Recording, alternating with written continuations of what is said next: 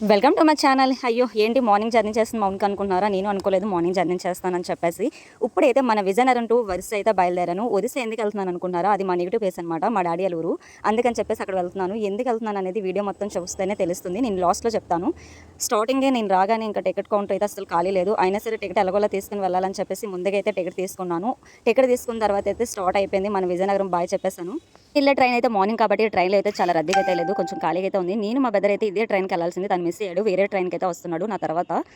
ఏం జర్నీ చేసే ట్రైన్లో అయితే లేడీస్ అయితే ముగ్గురు ఉన్నారు, అది కూడా వైజాగ్ వాళ్ళు అయితే ఎక్కారు, ఇద్దరు ఆంటీలు. అదే విధంగా మా ఊరు వాళ్ళు అయితే ముగ్గురు నలుగురు ఉన్నారు. అంకుల్ చూడండి అసలు ఒడియాలని హిందీలో అయితే దొలగట్టేసి అయితే పంచాయతీ అయితే పెట్టేశారు. అలా మాట్లాడుతూ ఇంకా కిల్లి లౌలుతూనే ఉన్నారు. అసలు లౌలుతూనే అలా వాటర్ తాగుతూనే ఉన్నారు. అందుకే ఆంధ్ర వాళ్ళు ఎక్కువ అంటారు, మీ ఒరిస్సా వాళ్ళు ఎక్కువగా కిల్లి లౌలుతూ ఉంటారమ్మా, ఎక్కువ చక్కపోట్లాలని చెప్పేసి. అది నిజంగా 100% కరెక్ట్. అది ఎవరు నవ్వలకుంటే అయితే టైం పాస్ అయితే అస్సలు అవ్వదు. ఎనీ టైం మార్నింగ్ నుండి ఈవినింగ్ వరకు అయితే అలా నవ్వుతూనే ఉంటారు.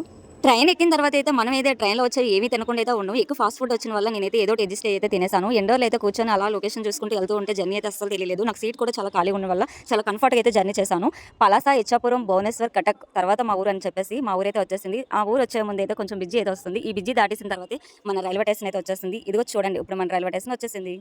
ఒరిస్సా కటక్ వచ్చేసింది. చూడండి మా కటక్ అయితే వచ్చేసింది, మా ఊరైతే వచ్చేసింది. నా నెగిటివ్ ప్లేస్ మా డాడీ వాళ్ళ ఊరు ఇదే అనమాట. నేను పుట్టిన ఊరు కూడా ఇదేనమాట. కాకపోతే నేను ఆంధ్రలో స్టడీ చేసేసి అక్కడ ఉన్న వాళ్ళు అందరూ ఆంధ్ర అమ్మాయినా ఒరిస్సా అమ్మాయిని అని చెప్పి కన్ఫ్యూజన్ అవుతున్నారు. నేనైతే ఒరిస్సా అమ్మాయిని. నేను పుట్టింది కూడా ఒరిస్సాలోనే, కానీ చదివిందంట స్టడీ అంతా ఉండేదంట ఎక్కువగా మన ఆంధ్రాలోనే. ఇది చూసారు కదా, ఈ బోర్డు దాటేసిన తర్వాత మా ఇంటికి అయితే చాలా ఈజీగా అయితే వెళ్ళిపోవచ్చు.